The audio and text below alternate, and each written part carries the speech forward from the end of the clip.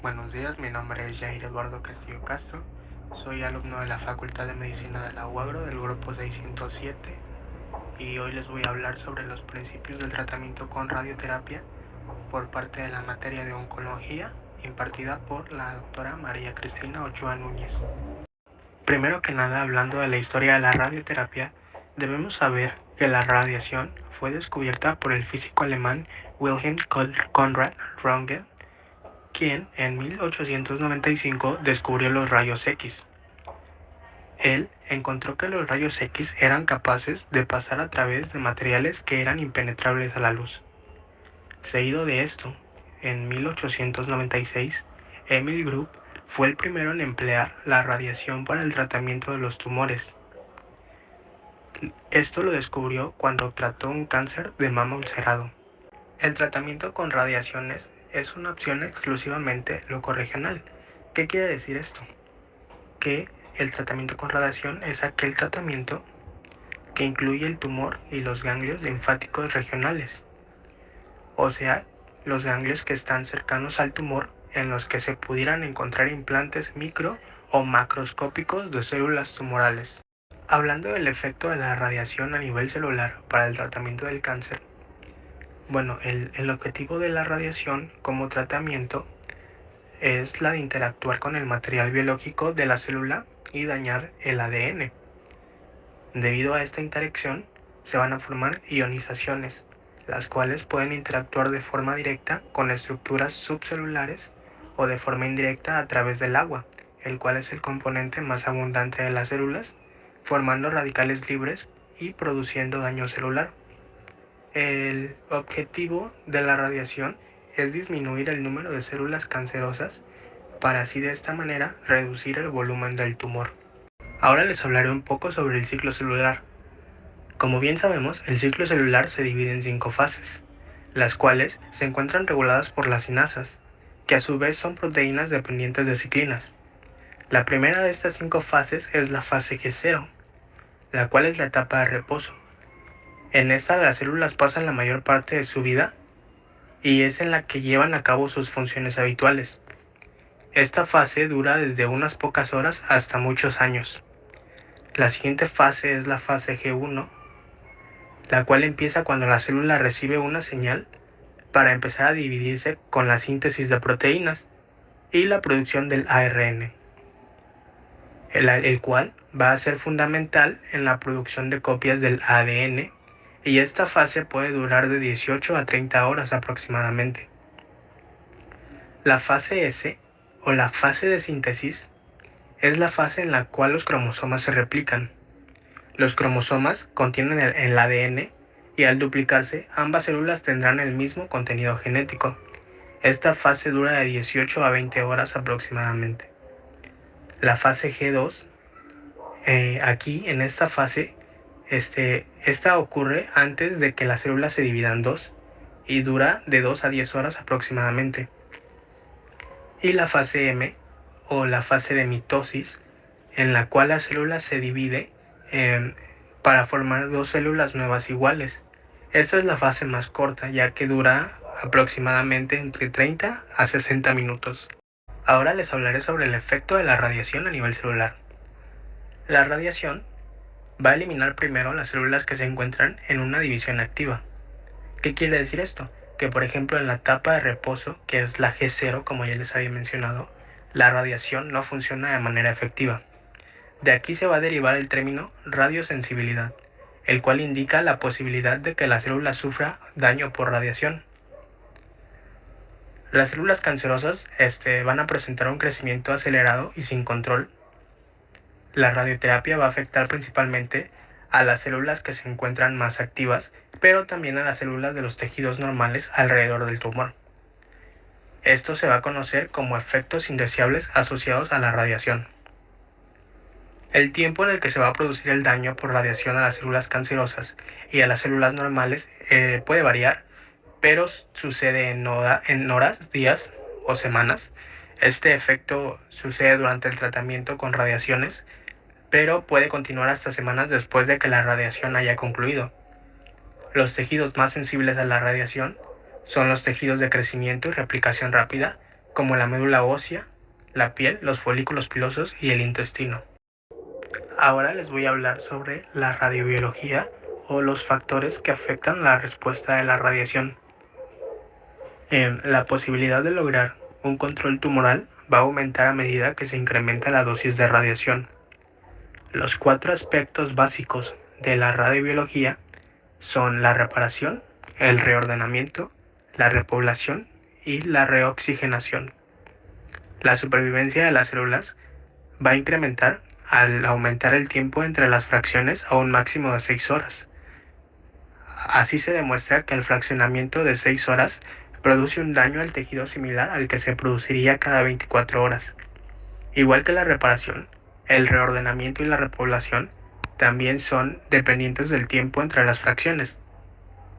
Esto quiere decir que si las células son expuestas a intervalos cortos de radiación, pueden volverse resistentes en una fase del ciclo, por ejemplo, en la fase S, y tornarse sensibles en otra fase, como sería en la fase G2.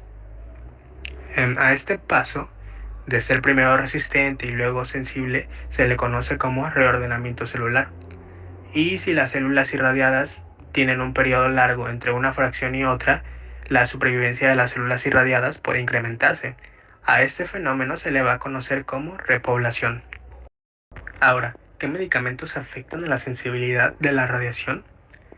Bueno, existen diversos agentes, por ejemplo el 5-fluorouracilo, que tienen un efecto aditivo, el platino, que tiene un efecto sinérgico, la hidroxiurea, la cual actúa en sincronización con la radioterapia en la fase G2, la mitomicina C, la cual va a aumentar el efecto en las células hipóxicas, y la temozolomida. Los taxanos y algunos agentes de terapia blanco tienen efecto aditivo sinérgico cuando son combinados con las radiaciones al buscar aumentar el control local. Ahora les hablaré sobre la física de la radiación. Como les dije al inicio, las radiaciones producen ionizaciones a su paso a través de la materia con la que interactúan. Para dejar en claro, una ionización es la expulsión de un electrón fuera del átomo, y esta se va a deber a la interacción de una partícula cargada con ese electrón. Las radiaciones pueden ser directa o indirectamente ionizantes. Las radiaciones que son directamente ionizantes son partículas cargadas que ceden su energía de forma directa sobre la materia por medio de diversas interacciones a lo largo de su recorrido. Las radiaciones que son indirectamente ionizantes son los rayos X, los rayos gamma o los neutrones, que al atravesar la materia transfieren su energía, lo cual genera interacciones, y las partículas resultantes ceden su energía en la materia, lo cual produce radicales libres, los cuales forman peróxido de hidrógeno, que es tóxico para la célula. Ahora les hablaré sobre el concepto de dosis y otros conceptos que serán de utilidad para los temas posteriores. Debemos entender que los efectos biológicos de la radiación están en relación con la dosis depositada en los tejidos. Entonces, entendemos por dosis absorbida a la energía absorbida de radiación por unidad de masa, y la unidad con la que mediremos esto es el Gray. También tenemos el kerma, la cual es energía transferida por la radiación indirectamente ionizante a partículas cargadas por unidad de masa. Su unidad de medición también es el Gray. Tenemos la exposición, lo cual se define como la carga liberada por la radiación ionizante por unidad de masa de aire. Su unidad es el coulombio por kilogramo. También tenemos la actividad, que es el número de desintegraciones por unidad de tiempo, y su unidad es el becquerel. Hay 3 tipos de interacción de la radiación con la materia, las cuales son el efecto fotoeléctrico, el efecto Compton y la producción de pares. Ahora les hablaré sobre radioterapia. La radioterapia es el uso de radiaciones ionizantes en el tratamiento de pacientes con neoplasias malignas y en ocasiones con enfermedades benignas. El objetivo de esta es entregar una dosis de irradiación medida con exactitud a un volumen tumoral definido con el mínimo daño posible al tejido sano, con el fin de erradicar el tumor, proporcionar una alta calidad de vida y prolongar la supervivencia. Además de los esfuerzos curativos, la radioterapia se utiliza en paliación o prevención y control de los síntomas de la enfermedad, como pueden ser el dolor, el sangrado y efecto de masa, así como la integridad del esqueleto. Ahora les hablaré sobre los diferentes tipos de volúmenes. El primero es el volumen blanco, el cual es el volumen que contiene todos los tejidos que van a ser irradiados a una dosis absorbida específica y de acuerdo a un patrón de dosis-tiempo. El siguiente es la de volumen tratamiento, el cual es el volumen contenido dentro de la curva de la isodosis que representa la dosis mínima al blanco. Y el volumen irradiado, el cual es el volumen que recibe una dosis que se considera significativa en relación con la tolerancia de los tejidos normales. Además también está la definición de órganos de riesgo, los cuales son aquellos que son sensibles a la radiación y están localizados dentro o cerca del volumen blanco y los cuales influyen en la planeación del tratamiento. Ahora tocaremos los distintos tipos de modalidades del tratamiento con radiaciones. Vamos a tener 3. El primero de ellos es la radioterapia preoperatoria. Este tratamiento se va a administrar para intentar disminuir el volumen tumoral y planear una cirugía radical. Este se utiliza principalmente en cáncer de cabeza y cuello, cáncer de recto, de mama y de cervix. También tenemos la radioterapia postoperatoria, la cual se administra posterior a la cirugía en base a factores pronósticos como pueden ser el volumen tumoral, los márgenes quirúrgicos positivos, la afección a ganglios linfáticos regionales, como por ejemplo en el cáncer de mama posterior a una cirugía conservadora o localmente avanzado, en el cáncer del sistema nervioso central o incluso en cánceres de cabeza y cuello, de pulmón, de esófago, de vejiga y de recto. Por último tenemos la radioterapia perioperatoria o intraoperatoria, la cual se va a realizar en el momento de la cirugía con la intención de dar una dosis radical al sitio del lecho tumoral, alejando así los tejidos sanos. Para este tipo de radioterapia se requiere de un equipo especial y unidades con experiencia. Se va a utilizar en cáncer de mama, páncreas y cáncer de recto. Ahora debemos saber que existen 2 modalidades diferentes y principales del tratamiento radioterápico. La diferencia entre cada una de estas se va a basar en la distancia en la que está la fuente de radiación del área a tratar. La primera de estas es la braquiterapia, en la cual la fuente de irradiación se va a encontrar cerca del área a tratar. La radiación se va a administrar por medio de tubos a los que se les introduce el material radioactivo o a través de implantes de alambre o semillas directos en el tejido. Para esto se van a utilizar cesio-137, iridio-192, iodo-125 y paladio-103. Las técnicas más usadas con estas fuentes son la braquiterapia de baja tasa de dosis y de alta tasa de dosis, también implantes permanentes o fuentes no selladas. La segunda de estas es la teleterapia, la cual en esta la fuente de irradiación se va a encontrar a distancia del volumen blanco. Los equipos utilizados anteriormente eran unidades de cobalto 60, pero estos fueron sustituidos por aceleradores lineales, los cuales son equipos generadores de rayos X. En estos tratamientos, el paciente acude diariamente a la sesión de radiación.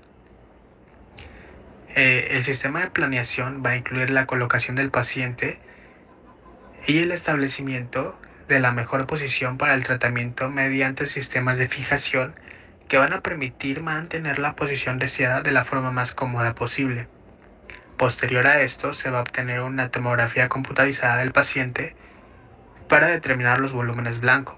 contornear los órganos de riesgo y determinar la orientación, la apertura y la forma de los haces de radiación para así lograr conformar de la mejor manera el volumen planeado en base al sistema de colimador multihojas. Ahora les hablaré sobre la simulación de tratamiento y sistemas de fijación. En la parte inicial del proceso de la radioterapia conformacional en tercera dimensión, se va a determinar la posición en que se va a recibir el tratamiento y se van a fabricar los aparatos de fijación necesarios. Este va a ser uno de los pasos más importantes, puesto que el paciente va a recibir el tratamiento en esta posición y deberá permanecer lo más confortable posible. Además de que dicha posición deberá ser reproducida en cada sesión de tratamiento por parte del técnico radioterapeuta.